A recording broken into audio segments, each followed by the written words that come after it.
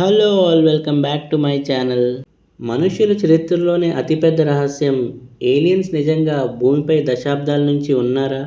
ఆ నిజాన్ని ప్రపంచానికి తెలియకుండా $1 ట్రిలియన్ కార్పొరేట్ సంస్థ దాచిపెడుతుందా?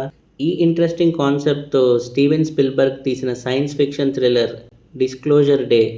మరి ఈ మూవీ నాకు ఎలాగనిపించిందో అనేది ఓవరాల్గా రివ్యూలో చూద్దాం. ముందుగా చెప్పాలంటే డిస్క్లోజర్ డే అనేది ఎనిమీ ఆఫ్ ద స్టేట్ మరియు close encounters of the third kind cinema వైబ్స్ని కలిపి తీసిన ఒక high stake science fiction thriller లాగా నాకు అనిపించింది. టెక్నికల్గా సినిమా చాలా స్ట్రాంగ్గా ఉంది. పర్ఫార్మెన్సెస్, సినిమాటోగ్రఫీ, బ్యాక్గ్రౌండ్ స్కోర్ అన్నీ టాప్ నాచ్. కానీ రైటింగ్ విషయానికి వస్తే కొన్ని చోట్ల రెగ్యులర్ బ్లాక్ బస్టర్ ప్యాటర్న్ని ఫాలో అయినట్టు అనిపించింది. మూవీ యొక్క ప్లాట్ లైన్ విషయానికి వస్తే, ఐరిస్ వాన్స్ అనే ఒక బ్రిలియంట్ క్లైమటాలజిస్ట్ చుట్టూ తిరుగుతుంది. ఆమె అట్మాస్ఫియరిక్ డేటాలో కొన్ని అన్యూజువల్ అనామలీస్ని ఐడెంటిఫై చేస్తుంది. అదే సమయంలో లియోనాష్ అనే cyber security expert mysterious satellite ట్రాన్స్మిషన్స్ని ఇంటర్సెప్ట్ చేస్తాడు. వాళ్ళిద్దరూ కలిసి ఇన్వెస్టిగేట్ చేస్తే భూమిపై దశాబ్దాల నుంచి ఏలియన్స్ ప్రెజెన్స్ ఉందని తెలుసుకుంటారు.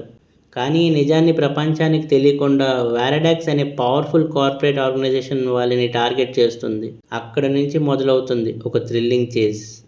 ఇంకా మూవీ యొక్క ఫస్ట్ హాఫ్ విషయానికి వస్తే, నా ఒపీనియన్ ప్రకారం సినిమాలో స్ట్రాంగెస్ట్ పోర్షన్ అంటే ఫస్ట్ హాఫ్.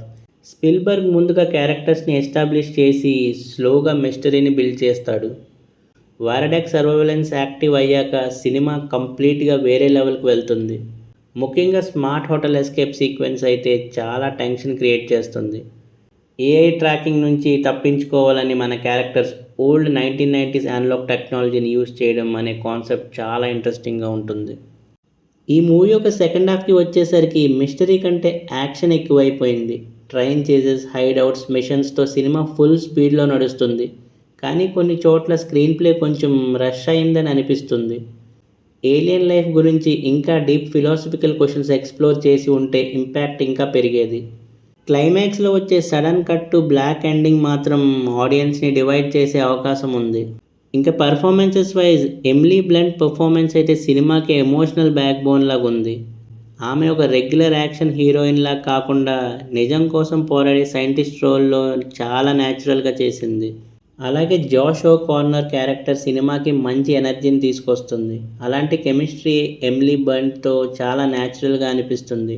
ఫోర్స్డ్ రొమాన్స్ లేకుండా సర్వైవల్ బేస్ మీద రిలేషన్షిప్ని ఎస్టాబ్లిష్ చేయడం బాగా వర్కౌట్ అయింది. ఇంకా వారడాక్స్ హెడ్గా కోల్మన్ డొమింగో పర్ఫార్మెన్స్ చాలా ఇంప్రెసివ్. ఓవర్ ద టాప్ విలన్లా కాకుండా కామ్ అండ్ క్యాలిక్యులేటెడ్గా తన రోల్ని పర్ఫామ్ చేశాడు.